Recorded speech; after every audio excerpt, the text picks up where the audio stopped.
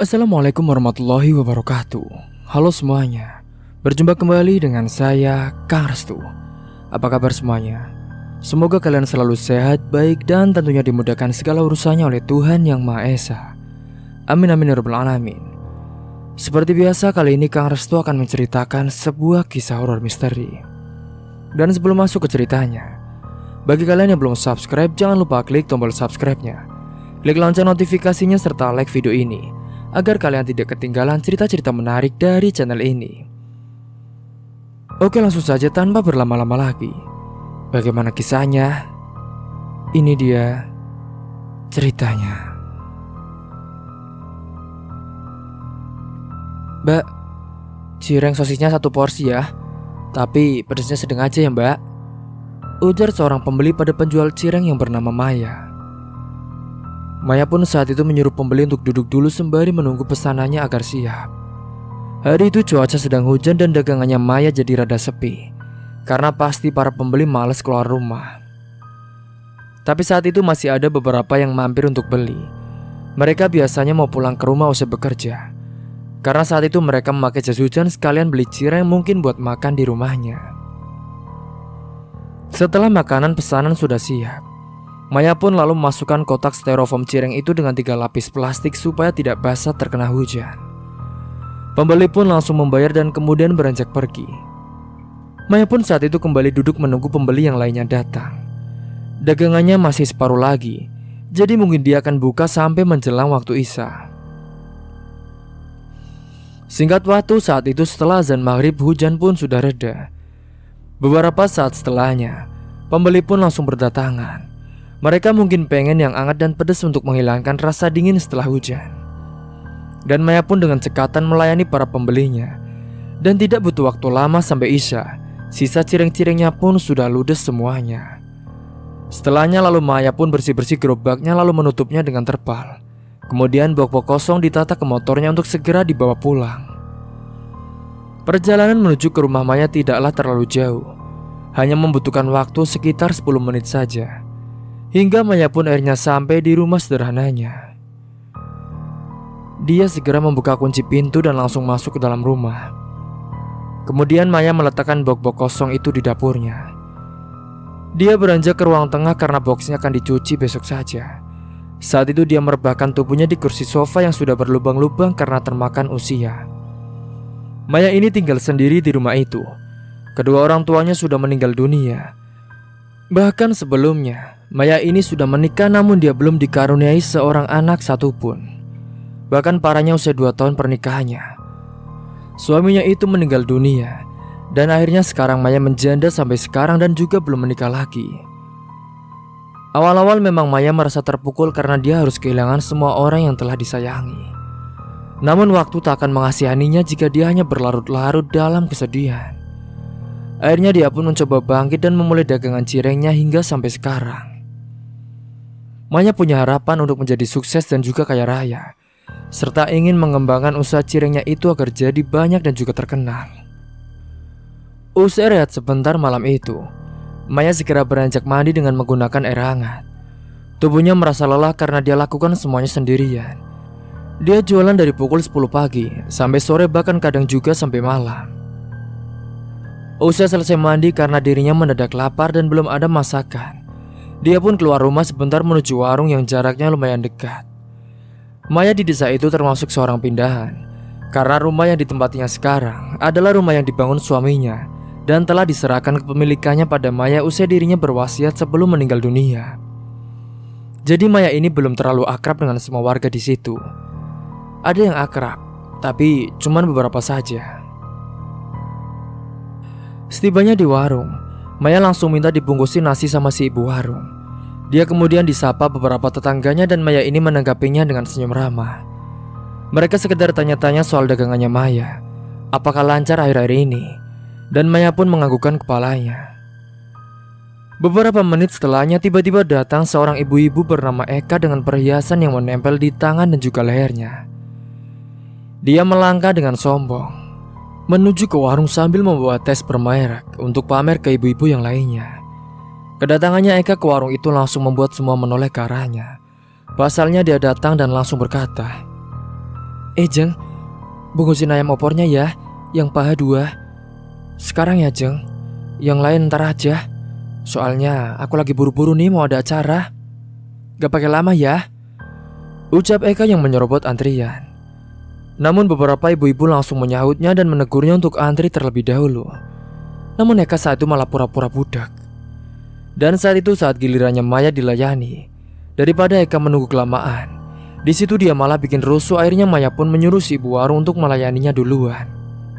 Maya kemudian berbisik kepada ibu-ibu di sampingnya yang sewot kepada Eka. Udah Bu, biarin aja dia dilayani dulu aja. Bisa-bisa kalau kelamaan di sini bikin ribut mulu. Akhirnya mereka membiarkan Eka untuk dilayani terlebih dahulu. Dan ibu warung cuma geleng-geleng melihatnya. Sebenarnya dia malas melihat melayani Eka karena sikap congkaknya itu. Namun Eka yang melihat Maya di situ, dia malah mengejek Maya, padahal dia sudah benar-benar didulukan sama Maya. Ada janda toh di sini. Kamu tuh gak usah sosokan belain aku ya. Kan emang harusnya aku yang dilayani dulu. Kalian-kalian semua tuh nanti terakhiran saja, ucapnya sambil menunjuk ibu-ibu yang lain. Semua pun makin geram melihat sikapnya itu. Atau jangan-jangan kamu belain aku karena ada maunya ya? Atau mau dibelikan nasi biar gratis? Imbu Eka lagi yang malah mengejek Maya. Sebenarnya Maya muak dengan itu, namun dia saat itu mencoba untuk tidak terpancing emosi dengan kata-kata dari Eka. Dengan cepat ibu warung langsung menyerahkan pesanan Eka agar cepat pergi dari warungnya, karena bikin rusuh saja. Ini Mbak Eka, pesanannya sudah siap. Oke, makasih ya Bu. Ini uangnya. Tunggu bentar Mbak, saya ambilkan dulu kembaliannya. Kembalian? Gak usah lah Bu kembaliannya. Ambil saja. Gak butuh kembalian itu Bu. Namun sebelum pergi Eka ini berkata lagi kepada Maya. Dia ya, semuanya selamat mengantri. Dan kamu Maya, masa sih belum nikah lagi? Pasti kamu gak laku ya? Dasar miskin, ucapnya dengan congkak kemudian pergi meninggalkan warung itu. Sontak semua yang ada di warung dibikin kesal dengan Eka itu. Dan beberapa ibu-ibu bilang sama Maya untuk jangan dimasukkan hati, tidak usah ngurusi dia. Ngakunya orang kaya tapi makan aja masih beli di warung. Aduh. Sudah Mbak Maya, jangan dimasukin ke hati. Gak usah diurusin. Itu kan orang sombong Mbak. Biarin aja. Iya Bu, dia itu ngakunya orang kaya, tapi makan saja masih beli di warung. Hideh. Ya juga ya Bu, gak tau malu. Maya pun mengangguk mendengar nasihat dari ibu-ibu. Usai pesanannya selesai, Maya pun beranjak langsung pulang ke rumah dan juga segera makan. Ibu-ibu, saya permisi pulang dulu ya. Mari. Iya Mbak Maya, hati-hati ya Mbak. Dan setelah makan itu, setelahnya dia pun tidur karena dirinya sudah capek setelah kerja seharian. Ditambah mendengar omongan dari Eka yang pedas tadi. Singkat cerita, pada pagi harinya Maya pun terbangun. Dia memulai aktivitas paginya dengan menyiapkan cireng-cireng dagangannya. Dia itu membuat cireng sendiri dan mengisi isian cirengnya dalam spinya di rumah itu. Maya juga yang sedang menyiapkan cirengnya. Dia mendadak kepikiran dengan ucapan Eka tadi malam. Dia masih merasa kesal. Sebenarnya itu bukanlah pertama kali ini Eka mengejek Maya. Pernah suatu saat ketika Eka ini datang ke lapaknya berlaku semena-mena, dari mulai membayar uang dengan cara dilempar. Dia juga mengatakan kepada pembeli yang lainnya, khususnya pembeli lelaki yang kala itu datang sama istrinya, agar dia berhati-hati dengan Maya, karena katanya Maya ini janda dan dituduh nanti gatelin suami orang. Dan bahkan Eka juga pernah pura-pura melepehkan cireng tepat di dekat lapaknya, dan juga berkata cirengnya kurang enak. Eka lakukan itu untuk membuat malu Maya. Namun untungnya kala itu pembeli lebih pintar dan tidak termakan hasutan Eka. Mereka malah membela Maya. Akhirnya saat itu Maya pun yang mulai enek dan muak dengan sikapnya. Dia berniat akan membalas dendam agar Eka tak mengusik kehidupannya lagi. Awas saja ya kau Eka, aku akan membalas dendam karena kau sudah membuat aku malu. Dan aku juga selalu direndahkan kamu, gumam Maya dengan kesal. Aku tidak terima dengan semua ini. Dan lihat saja, aku tidak akan tinggal diam. Maya berencana untuk minta bantuan teman lamanya. dan dia juga dimintakan diantarkan ke seorang dukun. Nanti aku minta bantuan sajalah sama temanku. Karena tak tanggung-tanggung, Maya hendak membuat Eka menderita biar dia tidak bikin rusuh lagi di kampung itu. Tentunya bukan hanya untuk dirinya saja. Ini demi kebaikan warga-warga sekitar yang juga resah dengan kelakuan Eka yang petakilan, yang tidak ingat umur itu karena pasalnya Eka ini sudah hampir kepala 5. Singkat cerita, Maya pun akan mendatangi temannya yang mungkin pekan depan. Saat itu saya menyiapkan cireng-cirengnya. Maya memilih untuk rehat sejenak sebelum berangkat mangkal berjualan. Malam itu Maya pun sembari menunggu waktu untuk mangkalnya. Dia rebahan sambil nonton televisi dulu di ruang tengah dan sembari main HP-nya. Tok tok tok. Assalamualaikum. Waalaikumsalam. Tiba-tiba saja Maya pun dikejutkan dengan suara yang mengetuk pintu rumahnya. Dia pun saat itu segera keluar rumah untuk menemuinya. Saat pintunya telah dibuka, ternyata ada salah satu tetangganya yang datang ke rumahnya. Ibu, ada apa ya bu? Ini mbak, saya mau beli cirengnya. Mumpung belum berangkat mangkal mbaknya. Oh iya ya bu, bentar ya, saya siapkan dulu. Mau beli berapa ya bu? Saya beli 20.000 aja ya mbak. Tapi gak usah digoreng, nanti saya goreng sendiri aja di rumah. Oh iya ya bu, baik, saya ambilkan dulu ya bu. Segera saat itu Maya pun mengambilkan cireng yang sudah disiapkan untuk ibu tetangganya. Beberapa saat kemudian dia pun kembali ke depan.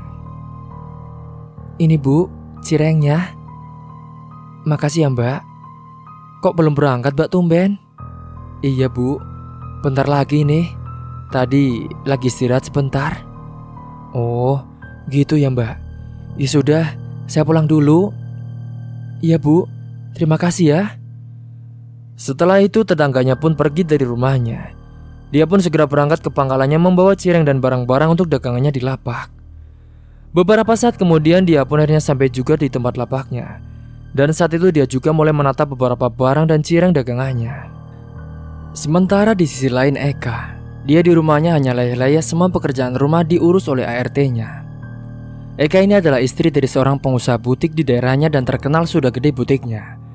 Dengan harta yang dimiliki suaminya itu, Eka sering menggunakannya dengan foya-foya dan pamer dengan orang-orang. Bahkan kedua anaknya pun selalu risih melihat sikap ibunya yang sombong kepada orang-orang. Pernah suatu saat anaknya itu dinasihatin sama Eka, namun malah dimarahin balik. Akhirnya anaknya pun tak mau ikut campur lagi. Anaknya hanya bisa berharap suatu saat waktu itu ibunya bisa berubah.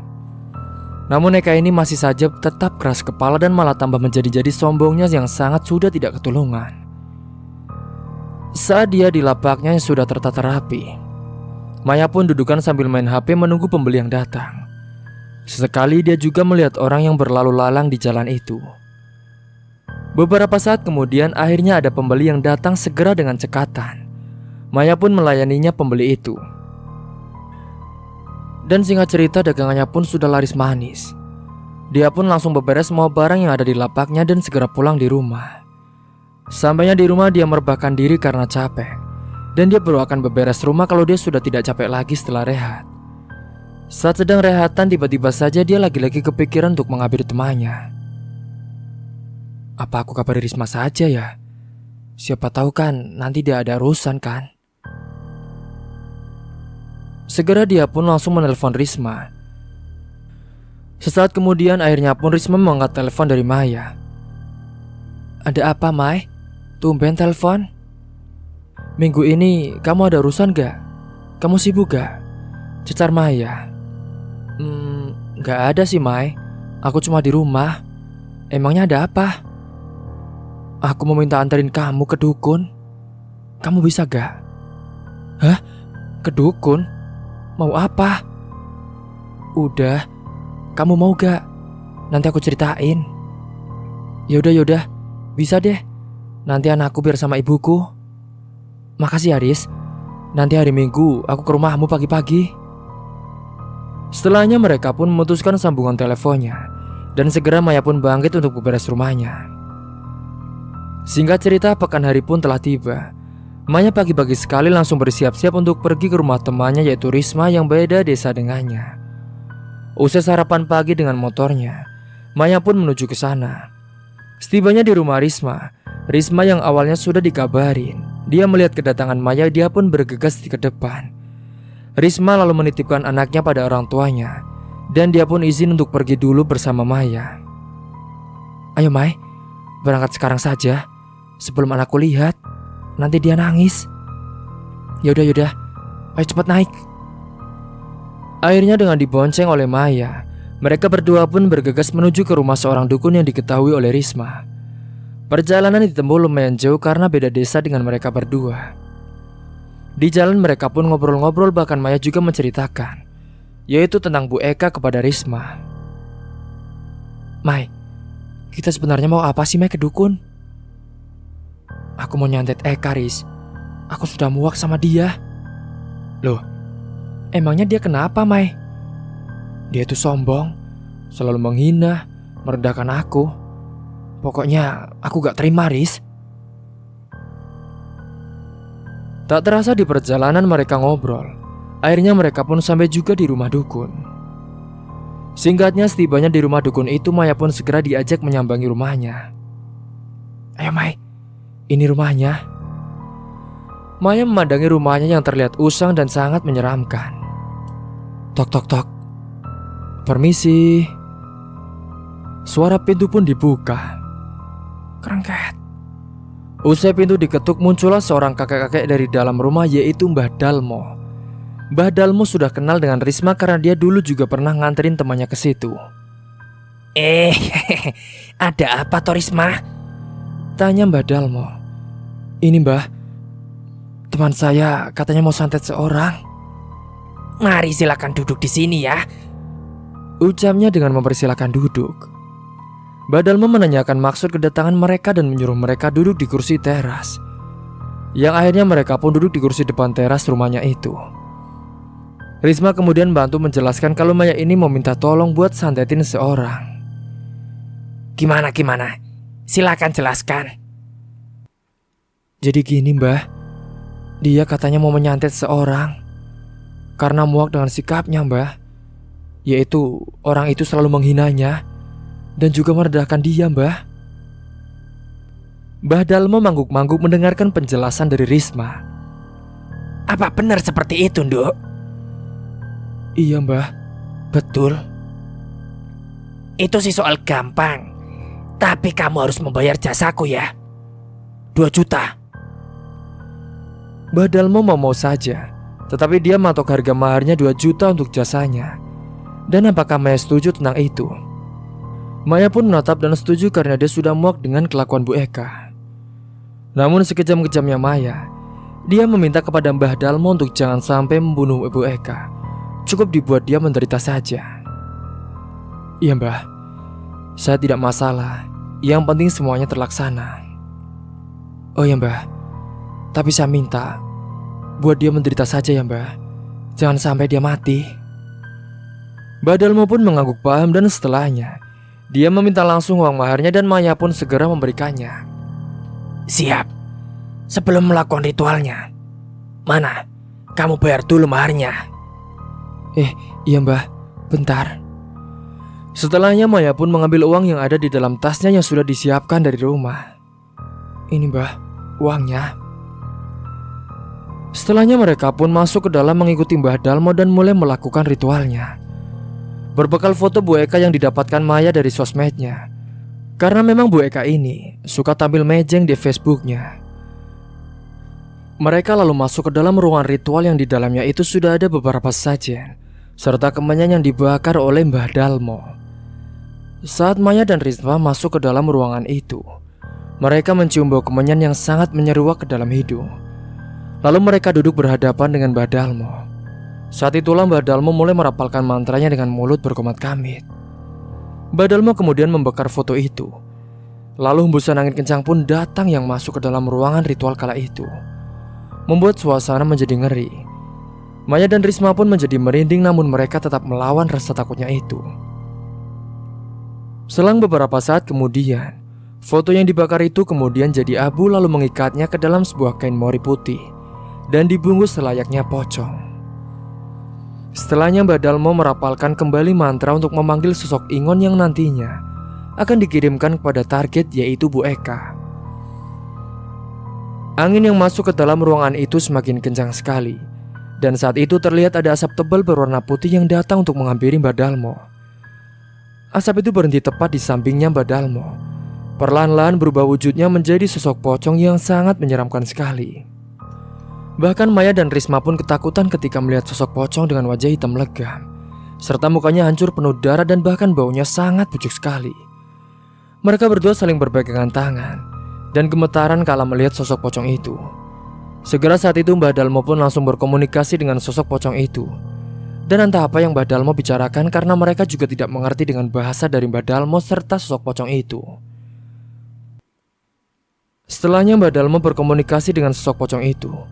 Kemudian dia pun pergi menghilang dari hadapannya. Mereka meninggalkan bau yang masih membekas di ruangan. Singkatnya, setelah ritual telah selesai, Mbah Dalmo memberikan bul itu pada Maya dan menyuruhnya untuk mengubur di makam seorang kriminal, di mana nanti jin itu akan menyerupai sosok orang itu dan akan terus meneror Bu Eka nantinya. Bawa bul ini, bawa kamu pulang, dan nanti kamu kubur di makam seorang kriminal, di mana nanti jin itu akan menyerupai sosok itu dan akan meneror Eka nantinya. Maya pun menerima bul itu, namun dia masih belum paham maksudnya dari Mbah Dalmo. Mendengar itu Risma punya referensi, dia akan membantu Maya menguburkan bul itu. Sudah, tenang aja Mai, aku tahu kok. Aku akan bantu kamu menguburkan bul itu. Kamu yakin, Riz? Iya, sudah, tenang saja. Akhirnya mereka pun bangkit untuk pulang izin dengan Mbah Dalmo. Baik Mbah, nanti akan saya kubur bul ini. Terima kasih ya Mbah. Kalau begitu kita pamit pulang dulu. Iya, silakan. Mereka pun keluar rumahnya Mbah Dalmo dan beranjak pergi berboncengan menaiki motornya. Berhubungan masih sore, Maya mengajak Risma untuk mampir dulu ke taman dan dia menceritakan tentang watak buruk Eka yang ada di desanya. Ternyata Risma ini kenal dengan Bu Eka.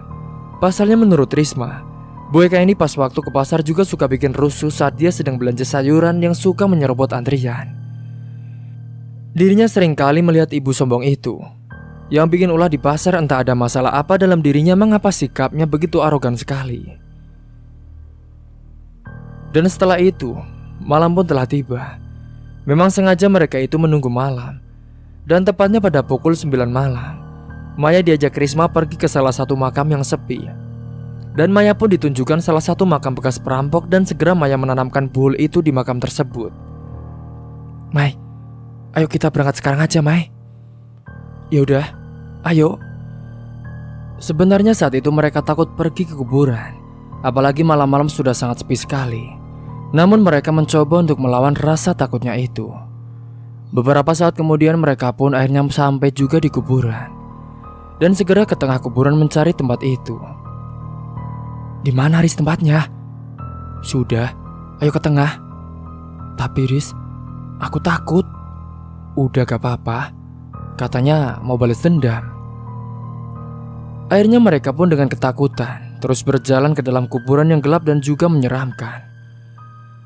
Saat itu Maya pun menggali sedikit lubang di tengah makam itu. Saat dia sedang menggali tanah, hembusan angin kencang datang membuat suasana malam itu sangat mencekam. Bahkan mereka berdua pun merinding kedinginan. Saat itu Risma menjaga sekeliling karena takutnya ada orang yang lewat ataupun ada orang yang sedang meronda. Mai, gimana? Sudah apa belum? Kalau sudah, ayo cepat pulang, Mai. Aku merinding. Iya bentar, aku juga merinding, Riz. Singkatnya hingga beberapa saat kemudian, akhirnya pun mereka berdua telah selesai. Tidak lupa mereka pun menutupnya kembali di makam itu. Setelah dia selesai melakukan itu, Maya pun mengantar Risma untuk pulang. Singkat cerita, setibanya di rumah dia pun langsung rehat karena lelah dan besok Maya harus berjualan kembali. Hal yang Maya nantikan semenjak itu adalah kabar dari Eka yang pastinya akan mengalami penderitaan. Maya pun lalu bergegas tidur malam itu. Sementara di tempat Bu Eka, pada keesokan malamnya dia mulai mengalami teror-teror yang aneh dari sosok yang menyerupai sosok perampok. Anehnya sosok peram itu seakan meminta uang sama Eka dan membuat Bu Eka yang diteror berhari-hari merasa ketakutan sendiri. Pasalnya sosok itu hanya nampak di hadapan Bu Eka saja. Suami dan anak-anaknya tak pernah mengalami gangguan itu. Hingga pada suatu hari saat Eka ini pulang malam habis kumpul sama teman-temannya di arisan. Dia menaiki mobil sendirian dalam perjalanan pulang.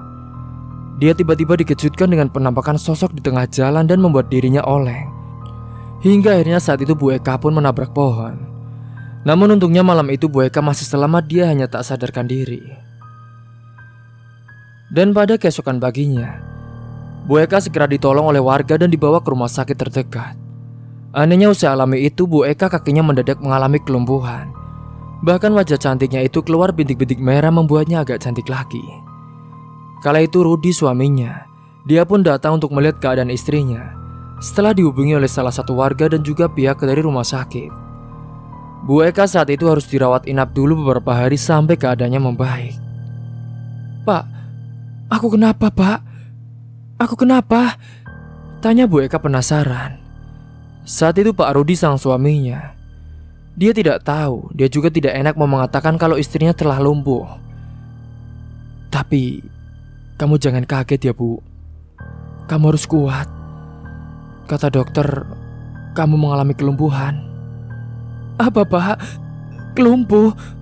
Gak mungkin Pak, gak mungkin." Kemudian Bu Eka pun menangis histeris, tidak menyangka kalau dirinya mengalami seperti itu. Sesaat kemudian tiba-tiba saja dia juga merasakan gatal sekali pada wajahnya. Dia sampai garuk-garuk karena tidak tertahan sekali rasa gatalnya itu. "Pak, wajah ibuku juga kenapa Pak? Kenapa gatal-gatal ya Pak?" "Iya Bu, itu keluar bintik-bintik merah Bu." "Masa sih Pak? Tolong ambilin kaca Pak." Saat itu Bu Eka pun melihat ke arah kaca. Dan betapa terkejutnya dia. Dia sampai teriak kencang, tidak menyangka kalau wajahnya berubah menjadi seperti itu. "Hah? Wajah ibu kok jadi gini Pak?" Bu Eka tidak pernah menyangka dia akan mengalami nasib seperti itu. Singkatnya pada saat malam hari di rumah sakit, saat itu Pak Rudi sedang pergi keluar cari makan. Jadi Bu Eka di dalam ruangan itu sendirian. Saat itu tiba-tiba saja ada hembusan angin kencang yang masuk ke dalam ruangan itu. Dia menjadi merinding kala dia mencium bau busuk yang sangat menyeruak. Saat kemudian dia juga dikejutkan dengan teror suara gebrakan jendela ruangan rawat inap itu. Kala dia melihat ke arah jendela ruangannya itu, betapa terkejutnya dia ketika dia melihat ada sok pocong yang berdiri di sana dengan wajah yang menyeramkan sekali dan juga pakaian putih lusuh. Tubuhnya mendadak kaku, tidak bisa digerakkan, hingga akhirnya Eka pun pingsan saat itu juga. Beberapa saat kemudian Rudi pun datang ke ruangan itu. Dia melihat istrinya sudah merem. Dia kira kalau dia sudah tidur, padahal sebenarnya Bu Eka mengalami pingsan. Saat itu di dalam pingsannya Bu Eka bermimpi buruk. Dia bermimpi berada di sebuah kuburan yang sangat gelap sekali dan sendirian. Sesaat kemudian Bu Eka pun melihat kalau ada sok pocong yang berdiri di bawah pohon besar itu. Sosok itu sangat menyeramkan sekali dan menatap tajam ke arah Bu Eka. Hingga akhirnya Eka pun kabur lari terbirit-birit. Di dalam mimpi itu dia sehat. Anehnya dia tidak mengalami kelumpuhan. Dia berlari tak tentu arah, apalagi kuburan itu cukup luas sekali.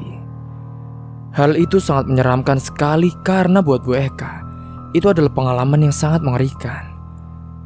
Hingga seketika Bu Eka pun ambruk tersandung gudukan tanah, yang itu adalah tanah makam. Bersama dengan itu, akhirnya Bu Eka pun tersadar dari pingsannya sambil berteriak. Pak Rudi yang saat itu belum tidur masih nonton televisi. Dia terkejut mendengar istrinya teriak dan bangun. "Bu, ada apa Bu? Kamu kenapa?" Nafasnya Bu Eka terasa tidak beraturan dan jantungnya berdegup sangat kencang sekali. "Ini Bu, diminum dulu ya," ucap Pak Rudi sambil memberikan segelas air putih yang ada di samping ranjang rumah sakit. Setelahnya Bu Eka pun tidak bisa tidur kembali karena dia masih merasa ketakutan dengan mimpinya itu. "Kamu tidak apa-apa Bu?" "Iya Pak, gak apa-apa." Akhirnya Pak Rudi pun lanjut nonton televisi lagi. Sementara Bu Eka pun ikut nonton TV bersamanya di ranjang. Namun saat dia sedang menonton televisi, tiba-tiba saja dia melihat bayangan-bayangan lagi yang lewat di hadapannya. Di saat itu dia merasakan bintik-bintik wajahnya perih dan semakin gatal sekali. Wajah ibu kenapa semakin gatal gini, Pak? Kenapa semakin perih, Pak? Ya Allah, Bu. Kenapa jadi seperti ini ya? Bapak panggilin dokter dulu ya, Bu. Beberapa saat kemudian, dokter pun akhirnya datang dan memberikan salep untuk bintik-bintik wajahnya Bu Eka. Singkatnya, usai dipulangkan, Bu Eka ini seringkali teriak-teriak ketakutan sendiri. Dirinya bahkan sekarang tidak bisa lagi pamer-pamer hartanya. Setiap hari di rumahnya, Bu Eka itu selalu mendapatkan teror-teror yang sangat mengerikan. Tepatnya pada suatu malam, kala itu Bu Eka dikejutkan dengan suara ketukan pintu kamarnya tengah malam. Namun karena dia tidak bisa berjalan, pintu itu tiba-tiba terbuka sendiri. Karena memang semenjak Bu Eka mengalami lumpuh, Pak Rudi sudah tidak tidur bareng lagi dengan dia. Pak Rudi memilih tidur di kamar lain. Saat itu pintu pun terbuka dengan kencang dengan sendirinya. Dia merasa terkejut di saat pintu itu dibuka. Ternyata di hadapannya itu ada sosok pocong yang datang. Sosok itu menatap tajam ke arah Bu Eka dengan mengerikan. Perlahan sosok pocong itu mendekat ke arah Bu Eka. Entah kenapa saat itu tubuh Bu Eka tidak bisa digerakkan sama sekali, dan mulutnya itu tidak bisa berteriak. Dia hanya bisa kaku, berdiam diri gemetaran saat sosok pocong itu berjalan mendekat ke arahnya. Sosok itu baunya sangat busuk sekali. Dan saat itu sosok pocong itu mengatakan kepada Bu Eka, "Kamu akan menderita, dan kamu juga akan menjadi permainanku." Nah, sosok itu pun menghilang tiba-tiba saja. Singkatnya beberapa hari kemudian, Bu Eka juga didatangi sosok pocong itu lagi yang saat waktu maghrib. Sosok pocong itu datang tepat waktu pada malam Jumat. Wajahnya kali ini sangat menyeramkan sekali. Sebelumnya Bu Eka merasa tidak seperti biasanya, karena tiba-tiba saja angin dingin kencang masuk datang, lalu menggebrak-gebrak jendela kamarnya dengan sangat kencang sekali. Saat Bu Eka menoleh ke arah jendela, ternyata yang datang itu adalah lagi-lagi sosok pocong itu. Pak Rudi yang saat itu telah selesai sholat maghrib. Dia pun datang menghampiri Bu Eka yang ada di kamarnya. "Ada apa, Bu? Ada apa?" "Pak, Ibu takut, Pak." "Takut kenapa, Bu?" "Ibu takut ada pocong, Pak." "Ah, Ibu ini kebiasaan deh. Mana ada pocong, Bu? Gak mungkin." "Beneran, Pak. Tadi dia ada di situ, Pak." Sudah. Ibu lebih baik istirahat saja." Tengah malamnya saat Bu Eka tidak bisa tidur, dia lagi-lagi dilihatkan oleh teror-teror bayangan yang melintas di hadapannya. Bayangan itu kemudian berhenti di pojok kamarnya dan beberapa saat kemudian, bayangan itu berubah menjadi beberapa sosok pocong yang banyak jumlahnya.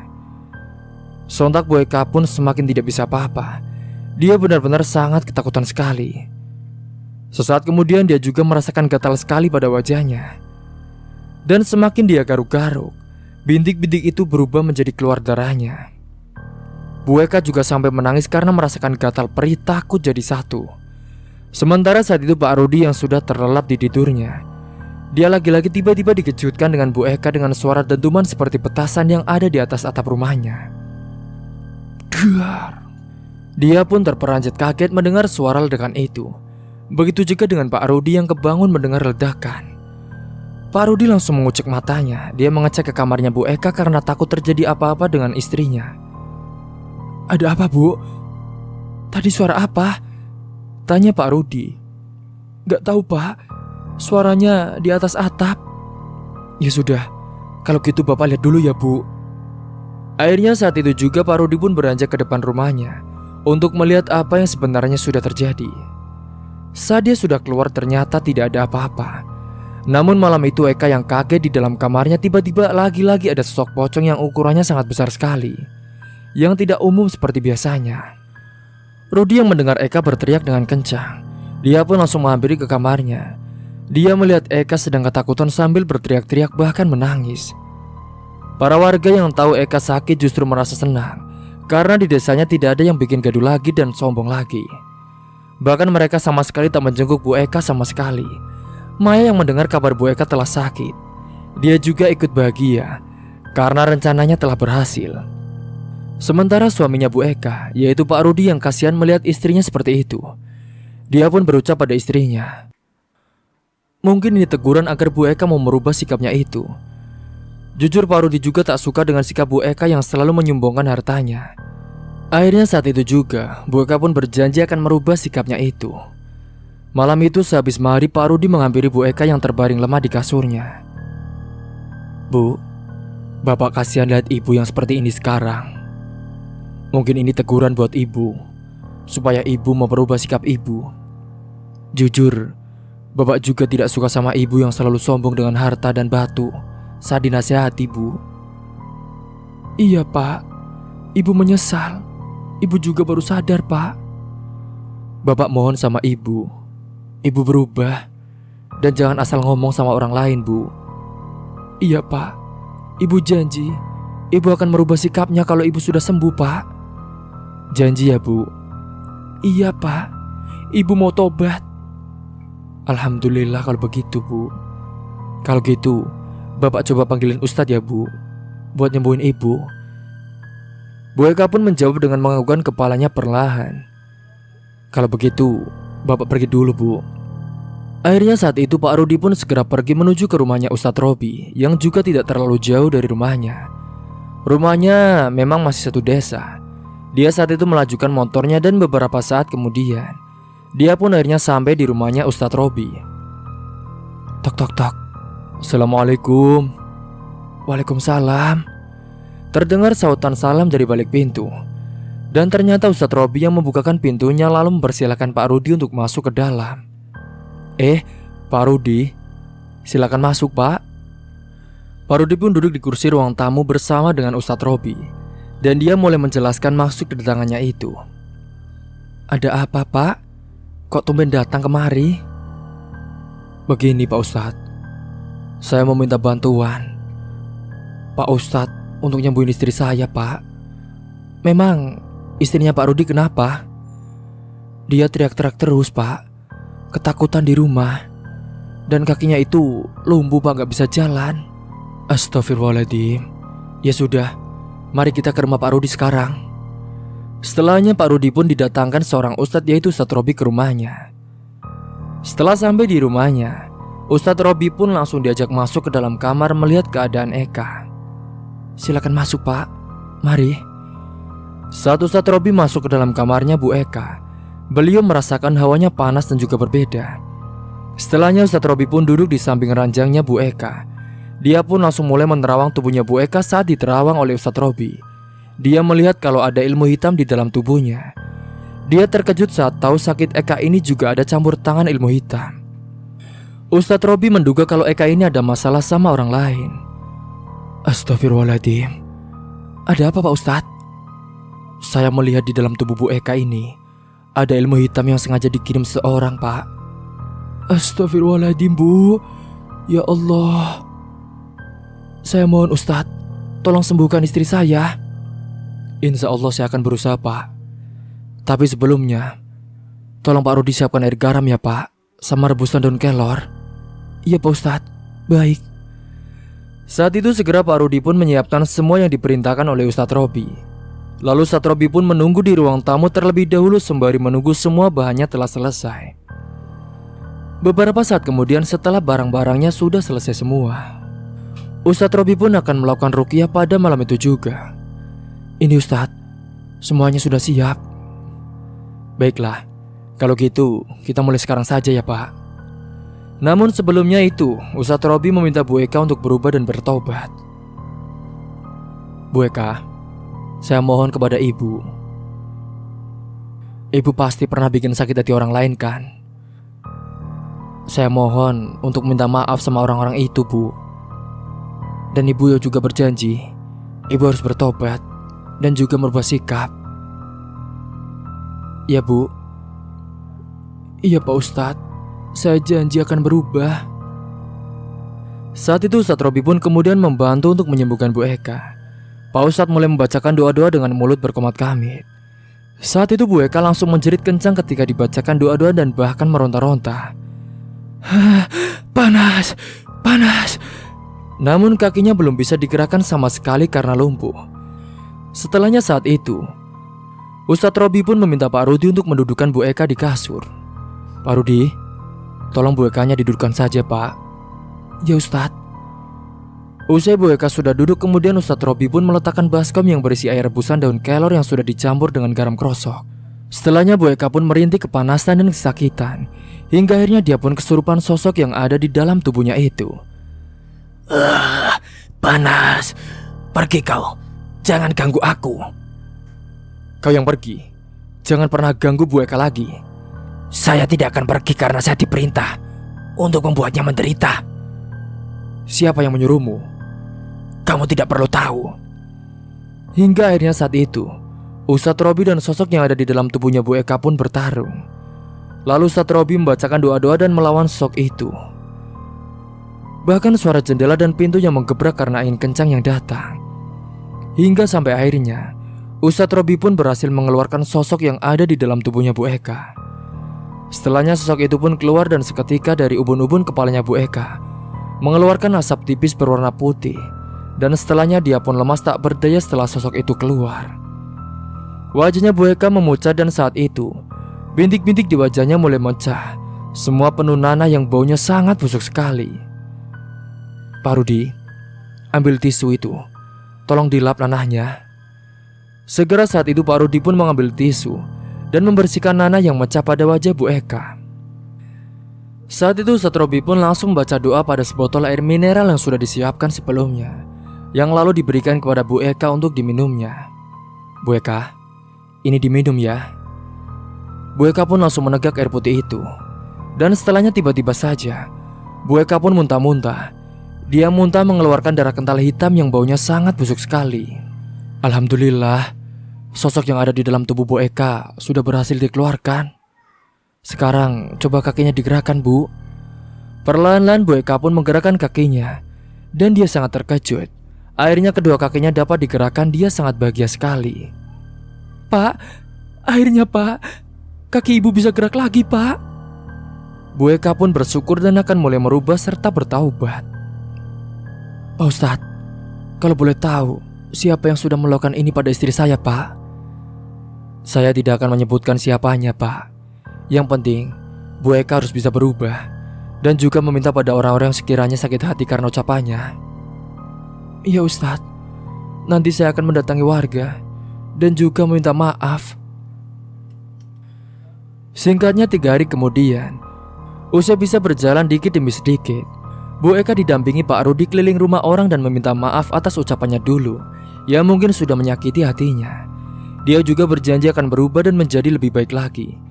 Hingga sampailah Bu Eka di rumah Bu Maya. Dan dia benar-benar meminta maaf kepadanya karena telah menghina dirinya dan telah mengganggu dagangannya. Dia menangis sambil berkata ingin merubah jadi lebih baik lagi. Untungnya kala itu Bu Maya pun memaaf dan dia bersyukur saat tahu Bu Eka ini mau bertobat. Syukurlah Mbak Eka. Kalau Mbak Eka mau berubah, aku juga senang dengarnya. Setelahnya Maya dan Eka pun saling meminta maaf dan saling berpelukan. Akhirnya permasalahan mereka pun diselesaikan dan tidak ada lagi kegaduhan di desa itu. Singkatnya di tahun depannya, Maya ini sekarang dinikahi oleh seorang pria yang kaya, yang tak sengaja ketemuannya dengannya saat lagi keluar di jalanan. Dan akhirnya Maya pun hidup bahagia dengan suami barunya itu. Cerita pun selesai. Jaga ucapan kita, jangan sombong karena di atas langit masih ada langit. Kesombongan tidak mengantarkan kita menuju tempat yang lebih baik. Terkadang itu justru mendorong mundur tanpa kita sadari. Jangan sampai kita menjadi orang yang sombong dan tidak menjaga lisan kita dengan merasa diri lebih tinggi dari orang lain. Semoga kita selalu bisa mengendalikan diri dan selalu dalam lindungan Allah Subhanahu wa Ta'ala. Cerita pun tamat. Dan dari kisah ini, semoga kalian bisa mengambil hikmah dan pelajaran. Kalian juga bisa mengambil sisi positifnya dan buang jauh-jauh sisi negatifnya. Mungkin itu saja yang dapat saya sampaikan. Kurang lebihnya mohon maaf apabila ada salah kata ataupun ucapan yang kurang berkenan bagi kalian semua. Sampai jumpa di cerita selanjutnya. Akhir kata, wassalamualaikum warahmatullahi wabarakatuh.